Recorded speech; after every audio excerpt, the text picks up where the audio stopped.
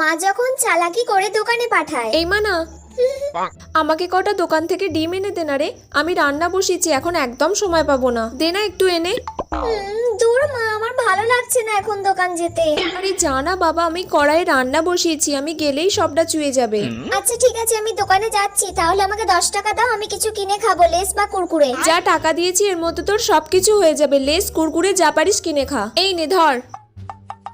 আচ্ছা ঠিক আছে, কি কি আনবো? 1 কেজি আটা, 500 চিনি, 500 ময়দা। তাহলে 1 কেজি আটা, 500 চিনি, 500 ময়দা। হ্যাঁ যা নিয়ে আয়। আচ্ছা ঠিক আছে, যাচ্ছি। কাকু, বলুন। 1 কেজি আটা, 500 চিনি আর 500 ময়দা দেবেন। এই নিন ধরুন। কত টাকা হলো কাকু? 100 টাকা।